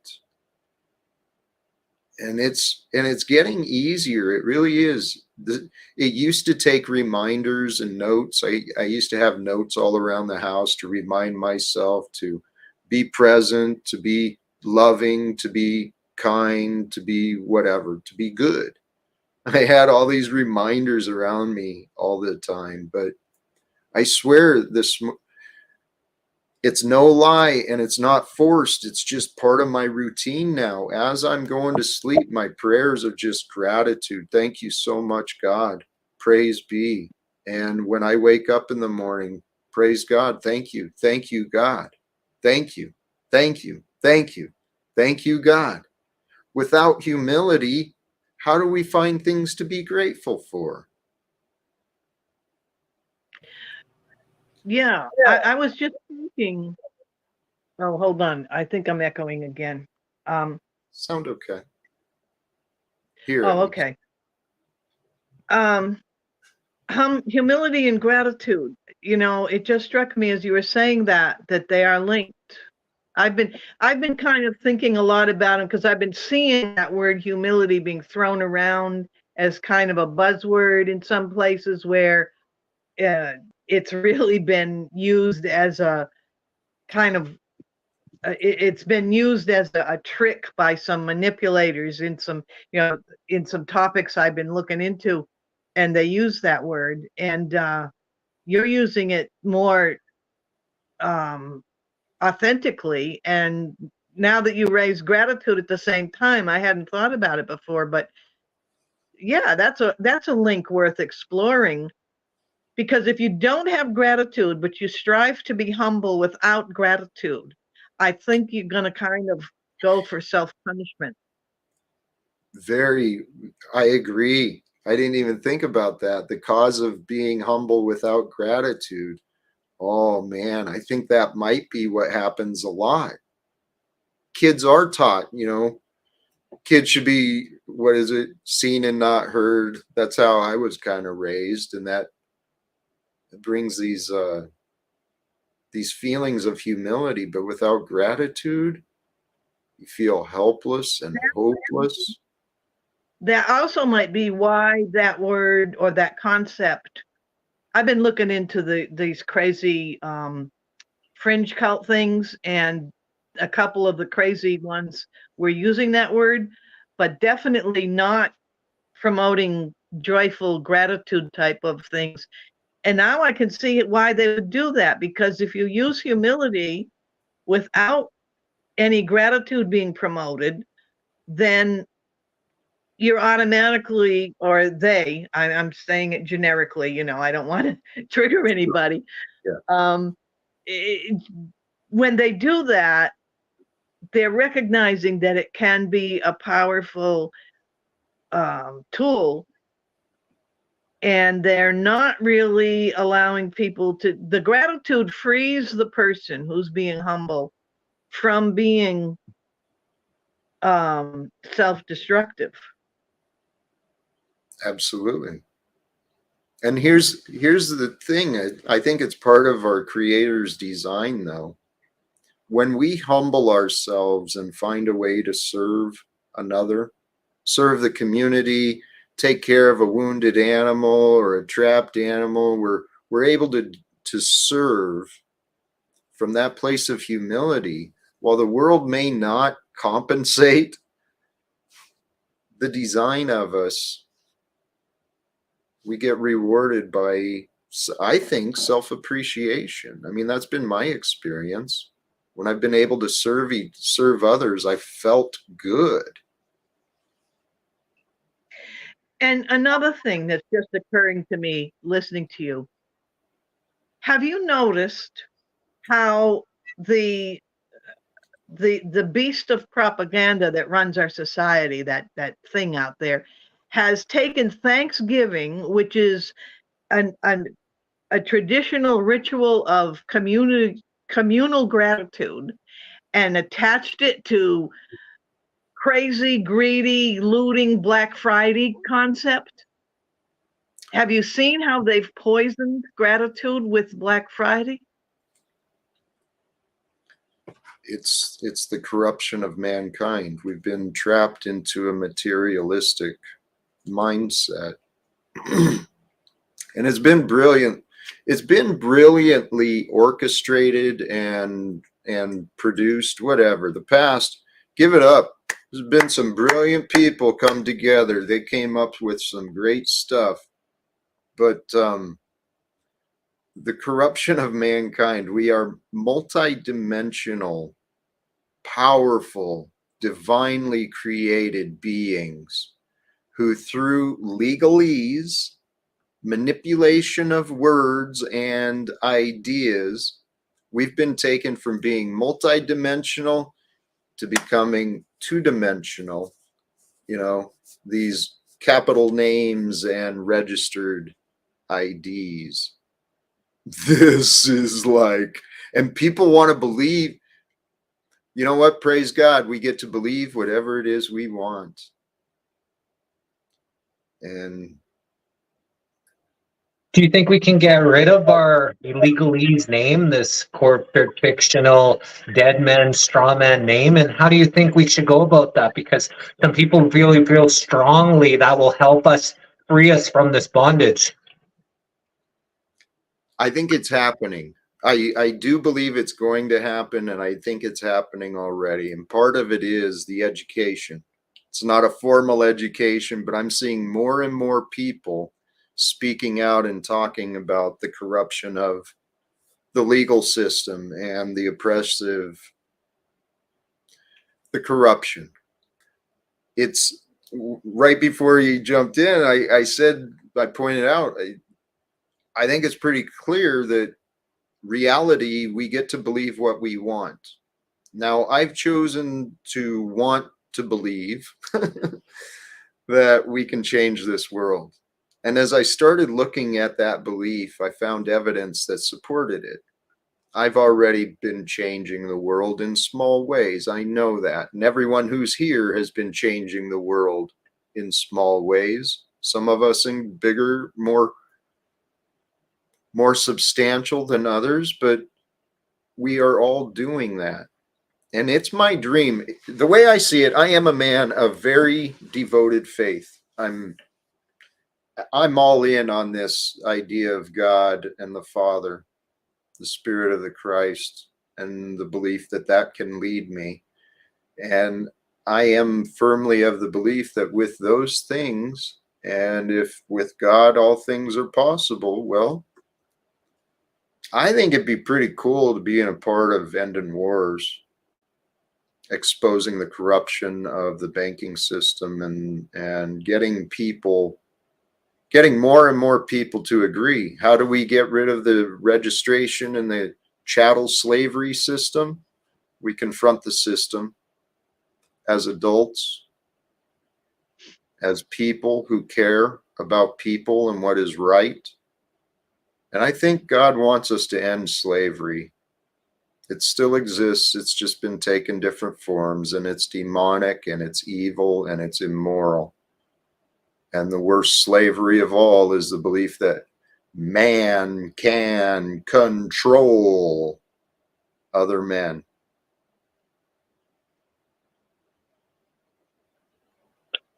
That is a crazy sense of slavery because others keep wanting to enslave other people in their delusions and their fears, and they can go around keeping people enslaved into these chains. And the two things that you mentioned about, changing this world and, your faith in God are two of the things that resonated with me so much about you. And that's why I've wanted to build a friendship with you, is because of those two things, because it's much more appealing than those that are going around, just talking about the destruction and talking about how we're going to fail and how we're going to be enslaved and how digital currencies are going to happen and all these kind of negative things, because we all know that. I've been researching it for a long time. I rather manifest a better world that we can actually fix things instead of continuing on manifesting what these professional parasites, the predator class, wants us to manifest, is our destruction and enslavement. So important to choose wisely. Amen, brother. And Jesse, you're a big part of me as well. Your inspiration, because it's your light, your love, and the light and love of many others. There's so many people alive right now. If you don't have someone who really stands out as light and love in your family or in your community, guess what? This is your opportunity to become that. To become the one who's a voice of compassion, a voice of care, and a voice of truth. Hey, I'm going to share this again because I don't know who's listening, but I encourage people to try and do some of the things that I've not been successful at myself. I'm sure people can be better than me. And I'm proud of those who are. But let's bring these ideas of changing the world into our churches, into our local governments, into anywhere that we can. And let's start finding ways we can do it. I know what changes the world is the truth. And people don't know what they've not yet learned. The problem is many people will need to unlearn what they have. No, I said that wrong. In order to succeed, they will have to, but many people will get to unlearn. And it's easier to unlearn some of the ways of the world. It really is when you get more comfortable having your paradigms shattered, the more often it happens. So if you can allow yourself to be wrong, to be, humiliated, hopefully you don't have too many of those cases, but once we learn we were wrong, then we get to learn how to be right. The ways of this world are wrong, brothers and sisters. Okay, I'm saying this without judgment, but just honesty, with honesty and compassion. The ways of the world are wrong. We're not here to compete or outdo one another. We're not here to step on the backs of each other as we climb to the top. We're not here to build defenses and arm ourselves against our neighbors in case tragedy happens. We're here to build community, to build life, to create, to bring heaven to earth the best ways that we can. And I think the best ways we can bring heaven to earth is when people get out of the way of love. I'll get off my soapbox. Thoughts? What kind of wheels are on that soapbox, Jack? Man, I do. I will speak. I was whatever. watching. Please go ahead. Go ahead. No, I was watching your earlier, before this live stream came on, and I got the notification for it.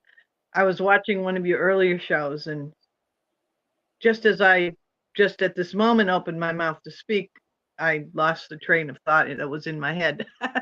It's another thing that comes with being 70. I experience it as well. When it returns, jump in. But it was the heart-mind thing. I'm going through kind of, I mean, sometimes we go through learning periods and we don't realize it until afterwards. And we went, wow, I learned a lot from that. But then sometimes we decide we need to learn something. And I'm in that with the whole heart-mind thing, with the duality, the Cartesian split that I think we're all conditioned with. And it's, you know, I'm finding myself being a little bit uncomfortable with always thinking that we should be either heart or mind, or one is more, you know, that somehow there's a third part that we're not seeing because we're looking at those two parts and we're being so dualistic. And I don't know what that third part is. I feel like I'm just embarking on learning that part. I'm not sure if I followed completely with you, but I wonder if this is where Dominic was bringing up earlier about the mental, emotional, and physical dimensions of us. And you were right. There are more, but is that what you're kind of getting at? I think so. And I think that's why I had a hard time trying to answer him, because he was touching a point that's kind of tender at the moment, because I know there's something there, but I have no clue what it is. Well, there's a part of us that forget, besides stewarding the vessel, you also have to steward the emotions and mental planes. And there's different cycles you can do those things. And for somebody to be, let's say, triggered, for example, that's a gift to them, whether they're aware of it or not, because the trigger's not coming from without, it's coming from within. And even that, most people don't realize, and my triggers based on my resistance or my attachments. Most people will gladly accept things. Oh, what a beautiful car you have. What beautiful kids. See how quickly they'll get triggered with their emotions. That means their emotions are not fully developed yet. Same with the mental planes. They're not fully developed yet. So kind of have to go fake it till you make it. But I think we're all fall into that category. I know that's an overgeneralization, but from my experience being around a bunch of people, I've never seen a unicorn, meaning a rarity of a person that's so developed that the rest of us probably couldn't comprehend them.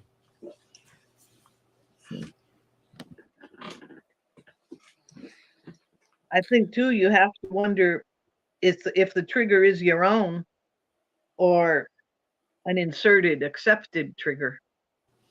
That's where it comes to healers, where we don't realize how much we observe things when we're children, and we think when we get older they're our own. Yeah, really, our own. That's a fun word. Our own, where we have to discern the difference. Okay, how much was it my energy or my parents or my community's energy as somebody's trying to heal something that doesn't belong to them? Well, not even in childhood. People do it to each other as adults all the time. Yes. You know, you're supposed to feel this way about that, or you're not, nah, nah, nah, nah, nah, you know, and then off they go. And sometimes you have to kind of walk away from a situation because you know they're going to keep pushing to get you to accept a trigger that you don't need. No, needs and wants as each individual. And yes, in adulthood, but that's just revealing childhood wounds, if there is yours. You know, some people can do body consciousness so they can understand, is it really my body that's harmed? People just assume it's their body. Oh, it's my body, it's reacting. Okay, so then where's the emotional eating part coming in? As your body's suffering because of somebody emotionally eating, or some people play this debate game where dare not ever question, can I see somebody else's views? Well, no. So then what am I debating then? How you're defending, attacking your own perceptions.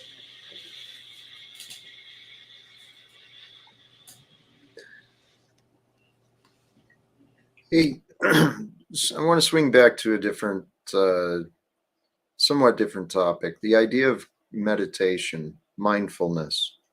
Domenic, you've been practicing that for a while, sounds like, or you've at least you understand it, and I assume that's from experience.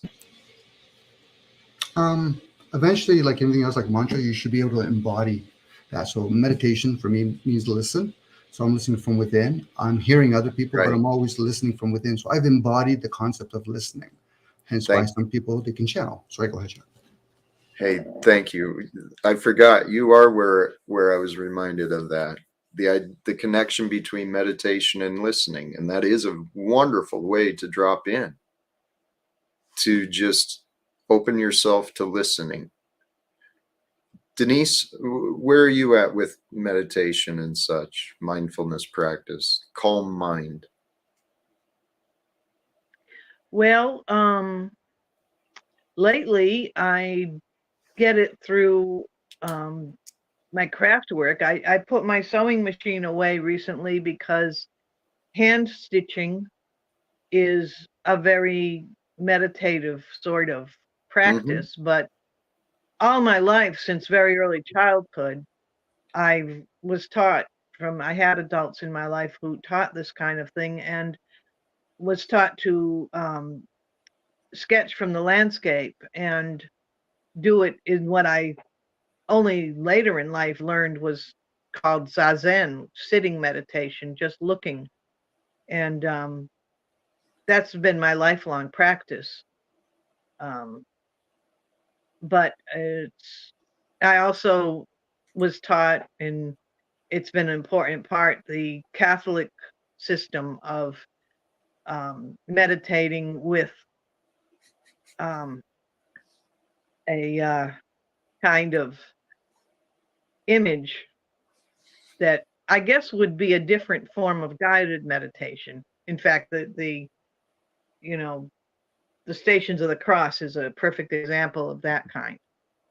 But mindfulness now, some people use it differently. I'm not sure. I think that just trying to be aware of something, like that's how I approach pain, physical illness. I try to just sit and say, okay, why is this pain happening? And try to allow my mind to be guided to the right dietary changes and things that I need to make to get past something. I recently did that with some backache issues I was having.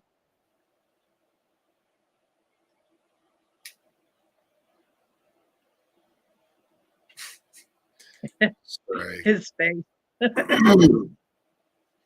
Sorry. I was distracted. New shirt. It looks good. I like the shirt. That's pretty cool.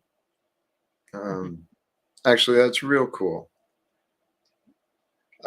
Eventually I'll have some merchandise and stuff. I know there's interest. There's interest in getting some merchandise, and it is forthcoming, actually. Sorry to distract from what you were saying, but mindfulness and meditation, those practices, I'm telling you, if you bring in the idea, the hermetic, that's where I learned it from, the hermetic, whatever, the idea that all is mental, all is mind. Mind is where we live. It's through our mind that the chemicals are produced for the mind and brain functions, produce all the chemicals for our body, which trigger all the reactions and the instincts, the impulses we feel. The practice of mindfulness is actually so simple. A child knows it we know it without knowing it, without recognizing it. The goal of meditation is simply a mind that's at peace. And so if you can practice bringing peace into your mind in whatever you're doing all the time, recognize that peace is the practice. The practice is for peace. And when you have peace within yourself, when you allow the thoughts and the worries and the distractions, all the labels, all the memories of arguments, all the imagined schedules, when all those things drift away, settle. you get the chance for your consciousness to grow, to move past what you've already learned, to move into new ideas, new explanations. And the ideas will come, will arrive. The future will arrive, whether we worry about it or not. And the past is done, whether we're angry about it or not. So here we are. And in this present moment, if we can allow ourselves to settle into, as it says, rest in me, settle into the I am presence, the I am of God, settle into the present. And in the present, we can also invite the spirit of comfort, the spirit of, we can invite through our imagination the energetic spirits that we want. And I'm not talking about beings or names, although you can invite the archangels, whoever you're connected to. We can invite them in with our mind into our heart to join us, to bring us the answers and solutions, and really the peace. Because the moments pass. If we can find peace now, we can carry it forward, just like if we find anger now, we can carry it forward. So if we remind ourselves that peace is what we want to carry, well, peace is available when we're empty, without desire, without anger, without fear. And when we're empty of the worry and the fear, it's real easy from a place of peace. It is so easy to find things to be grateful for, to notice things of beauty, to notice things of perfection. When you're at a place of peace, you can join the stillness or join the energies. This is what I've been learning for myself. And honestly, feels good. Feels good just to be.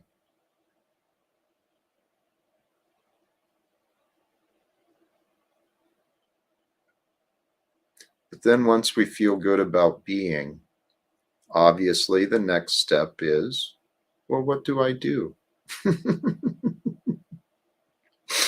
And that what do I do? That's where the temptations come in. That's where we got to really check those thoughts. Because do I really want to go eat the cupcake? Do I really want to go have a drink at the bar? I don't know. I think Denise dropped out.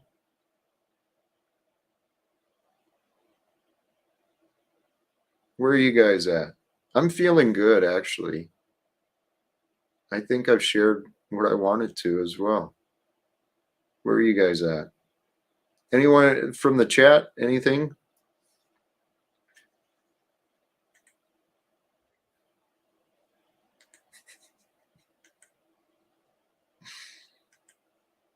Welcome. someone say cupcakes? Cupcakes are abound, man. Yeah, I Dude, wonder this character Chin sir. He had a weird shirt on. I saw the back of it, but I only saw it for a second. I know, I was actually. wondering, Thank you. can we see that shirt again? Would you show us In the the back back? again, please? Show us the back again, please. So we saw OTW shirt today. Did you? Is it one of those, or you have a different one? No, he had a different one. Oh, really? Cool. And we're gonna have some bobbleheads soon too. All this shit's popping.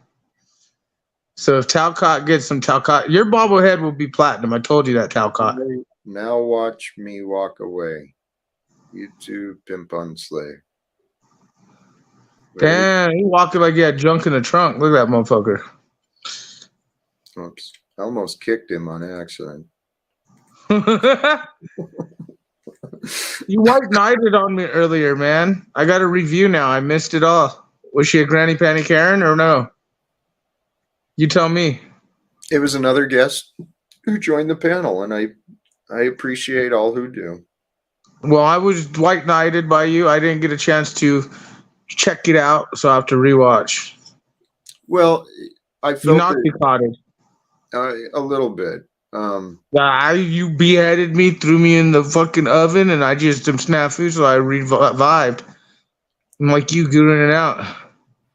Risen. Yeah. So is she granny panty quality or no? I don't know what that definition means. And actually, you know what? I don't know that my opinion on that would be relevant. My opinion is your opinion is relevant, right? Well, I feel, as I said, I feel that everyone is on their own path, and there's a perfection to the path that everyone is on. And I feel blessed and grateful that you and her and others have joined my experience today. Wait, you said your opinion doesn't matter though. My opinion about, well, in the context, snafu. And actually, hey, what do opinions matter? Nothing. What matters is facts. Now, if the facts support the definition of a granny panty, I wouldn't have any room to argue. However, You gotta look it up. It's a new breed of Karen, bro. They're fucking crazy. Granny panty Karens, dude. It's a fucking new thing, dude. I get you're not in with the hip. I'm not I here to get it. gossip. You're not in with the hip. Snafu, thank you. I'm not here to gossip, okay? I just asked you if you knew if it was granny panty or not. I didn't gossip. Hold on. I gotta rewatch the footage. All right. Thank you. Hey, Moose. By the way, I like that shirt from the silent guy. Pretty interesting. Which one? The silent guy, his shirt. Oh, I know. You mentioned that. You mentioned that already. Moose, were you back there for a while? Did I miss you, or did you just? Oh, show don't up? worry. You wanted to throw Wizard out. You were just being nice, and me, I deserve to sit in the back for a while. So don't feel bad. If you were, I honestly didn't notice you. I brought you up when I saw you. Anyway. Hey, I just wanted to jump in here real quick. Say I'm very thankful for you guys. Very thankful for the little community. What the hell? Don't be barking. And I'm very proud. I'm very proud of what you've built here, and I'm gonna yield because the dog's being a little bitch. All right, peace. Thank you. Respect. Hey, Hey, can we get some more Tribes of Bitch thumbnails from Talcott? Like, can we? Like, I was really hoping we would have another one. well, there's a time and place for all things, and I won't say that will not happen again, but today it wasn't. I didn't feel the call. Hey, one thing though, Snafu, I mentioned it to you earlier. I said this to someone else, and I'd like you to kind of consider it with all due respect. I'm inviting people to join my journey. And, the panel is a way for people to join. And it doesn't mean that people have to fall in line or, just blindly accept what I say. But it seems to me most people seem to want me to join them in their journey. And most people I'm talking about, I'm not specific to this panel either. Many people who are inviting me to join them have been confused. Tell us more. Well, you specifically, Snafu, you and... No, now you're contradicting what you just said. You said not specific to this panel. Now you point out someone on this panel. All right. You okay. So don't contradict what you just brought up to the game. Here. All right. Table. I don't want to insult anyone, but there is a guy in town I've mentioned him before, that I've had hopes for at least a couple years now that he would actually spend a little time to help me succeed in some of my goals, but he keeps wanting to share time and have lunch and talk and, imagine just bullshit. People like to be entertained, but I don't really enjoy just doing things just to do them. I don't really like, go to the park just to go to the park or go to a game just to watch a game. I mean, So I you're know saying you're having lunch and you're kicking it and you're doing your thing with this guy, but he's not helping you with what you should be no, doing. no, he doesn't have time for me. And when he does have time for me, he wants to just hang out and What do you kind of want? like Like, you, what are you and Snafu, him? What are you and him supposed to do, Jack? change the world. Okay. Fuck, Snafu. shame on him. Piece Well, of shit. He ain't fucking changing the world with you. why don't Fuck him. why Fuck him, would Jack. He ain't no changing the world with you. Fuck Snafu? him. Snafu. No one in my life ever said, "Hey, Jack, I got some ideas, and I think within, I think we could change. I think we could change our community. I think we could change the nation. Just need a couple hours of your time and cooperation." I've gotten a couple hours, but I haven't gotten cooperation. Shame Kinda on like, him. well, kind of like with you, Snafu. I'm We changing the world, Jack. You just don't want to join my mission. I'm talking You said it out of your mouth. Hmm. I'm standing by what you said. Yeah. That's why I said don't bring up the panel. You said people other than the panel, so I want to know what you're talking about. If you're gonna bring me up, you're absolutely right. I said join my mission. Fuck the pedo pogo, but you stand by some of them, like no. Host State, See, Flow the State, problem Host State, is see, that's the problem. You keep the picking. granny panties. You keep picking enemies that are irrelevant. To your mission, not my mission. Well, why are you in my experience? Why are you in my experience? We seem to cross paths. It's Well, because it's a this is the thing. This is what I've been trying to get you to understand, Snafu. When you click the link, you're here to join my experience. I'm not here to pick your battles and fight against Flow or go call strangers granny panties and all this crap you're into. That's not me, Snafu. I'm encouraging you to be more like me instead of me but I'm not being encouraging you to be like me. I'm telling you to stay like you. Why do you want me to change like you? I'm just because saying be you. Like I tell everyone, be them. I explain. I'd love to explain. Yes, tell us why you want to re-educate me in the Talcadia re-education camp. It's not a re-education camp. I want to. Oh, it's a re-education camp. Let's just be real. Well, all right, it is. I want to deprogram you from your patterns with a pattern. Non-Talcadia. How about this? I would like to help you be more Reach invited. a Talcadia like godsend I'd like to help you be more welcomed. in Talcadia. Not just here in Talcadia, but beyond. How do you know I'm not welcomed across the lands?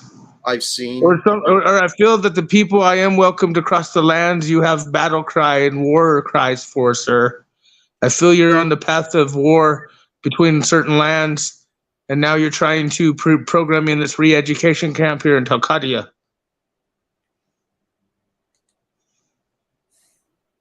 praise God. Yeah, holy, amen. Oh wait, that's Baphomet shit. I can't do that. Why? Amen. Do you know what the origin of amen? Yeah. I know. Yeah. I know. Okay, yeah. People see most Christians don't even get that. Like Sophie and all them, they'll be like, blah, blah, blah, holy amen. And then they'll scream amen. They don't even know it's like a fucking satanic fucking entity thingy. Now that Tribe's back, I should have put the Tribe is a bitch, Jack. Look at him. I know he is. Tribe, feel free to click the link if you'd like. I yield. Tribe's a bitch. I yield. I'm happy to talk to him about his feelers and his opinions. Me too. He has all these people blocked, but he'll talk about them. Yeah, I don't know. So, Snafu, say we got past our disagreements. Say we found some sort of common ground. We do. We have common ground. Tribe's a bitch, right?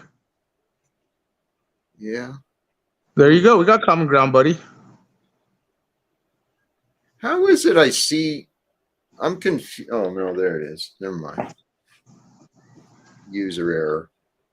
I don't know. So what should we do?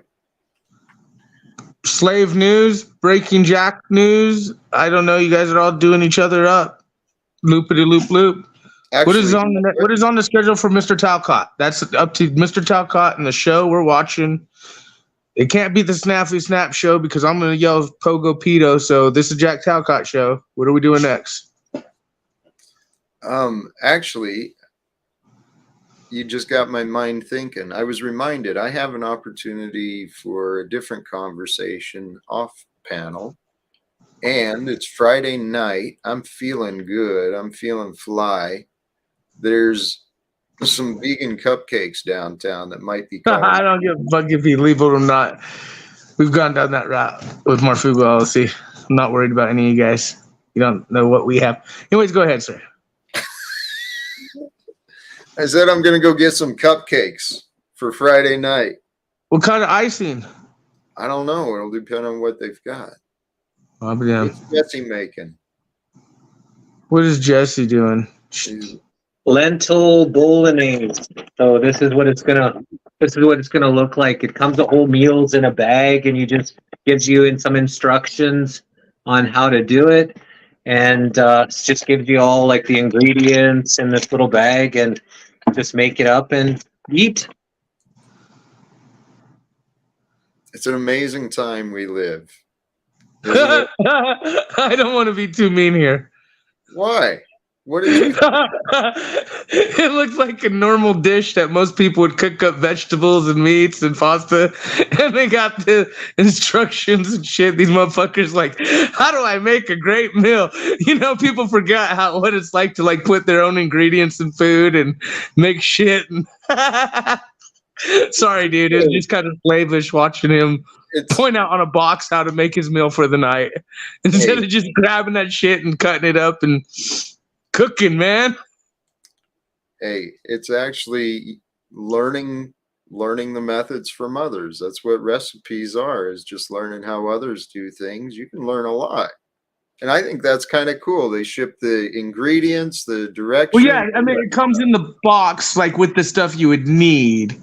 But if you had supplies of the stuff, you could do that without buying the box of the meal. It's convenient. Jesse is an amazing cook. So do you cook for Jesse? Does your chick cook for you, Jesse? Of course she does. I cook for her. She cooks for me. I We cook asked all the you time. that she so cooks for you, I not get- you cook. Don't be simp here. We're trying to be unmixed. Dude, does your woman cook for you? You're course so she combative. Why does it Okay. matter? Oh, it matters. He already Don't be a answered simp. it. Hey, This Snafu. man is literally going to ask me what's it matter if a woman to cook. Oh, Did you just hear that? Snafu. Jesus, yes, I'm hearing your sexist rant once again. Holy cows, dude. Who hurt you, Snafu? Someone. What was her No, name? it's simp, dude. Women have been known to be the cookers, the gatherers. They're proud of being real women, But damn Snafu. straight I know how to cook. A woman who don't know how to Jack. cook, that bitch don't need to be anywhere near, come on. And real men so you're talking work about usually. I mean, they'll Snafu. cook too. They could cook, but like, do you notice how I he's just like, want to point out, if we were all at a dinner table right now, like we would never get anywhere. Like nobody would pass the turkey, nobody would pass the gravy. We'd be sitting no, we there. would. Man. We'd be smoking some weed and passing the joint. At The least green that beans would be occurring. getting cold while you're yelling at everybody. Still, And you know we'd be what? passing the joint. I'm still learning where my limit is, and Moose, thank you. You're right. You brought some light, some levity, and I appreciate that. Snaps, I think I'm done today. I think you wore me out. Congratulations. I do feel like wrapping it up. I appreciate all of you who joined. Moose, feel free. Thanks, Jack. Hey, I just want to do one little 30-second promotion out there. I want to say thank you to everybody who comes out every day to support Mr. Talcott and his dream, his mission, his goal, and your goal. I want, it's awesome to see you guys here. If you guys want to donate towards them, donate towards them. If you want to hit that like, that thumbs up, you want to share the video, go ahead and do it. Do whatever your heart desires, because he's not here to control you. He's here just to entertain you, to share some life, wisdom with you and all that stuff. So I'm going to pass the ice cream because dessert is going fast. He's kicking us off the table. So here you go, Jack. Here's your vanilla ice cream and some apple pie. Thanks, God, and I'll see you tomorrow. Respect. Thank you, Moose. I appreciate you, brother. Have a good night. And I hope you had great holidays with your family. I forgot to even ask. Brothers? Awesome. Well, I love the new wizard. This new Charlie Chaplin. Our Charlie is doing amazing. This is great. Love it. It's actually bringing so much character and, humor that's kind of needed to this kind of stuff. So good job on you. I've really, really appreciated this. Whatever it is you're doing good there, brother. So, you definitely have a lot of wisdom, but this is bringing a wisdom in a different flavor. So good on you, man. And thanks, Jack. Great panel. Going to cook me here some food. Have an awesome Friday night. And, blessings to you all, and may the source be with you all, through this pivotal time in history. Amen. Thank you, brother. God bless you.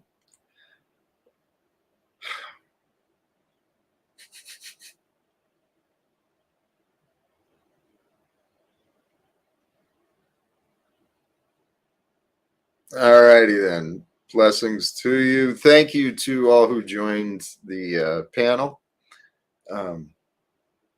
Special thanks to the new people who swung by in the chat as well.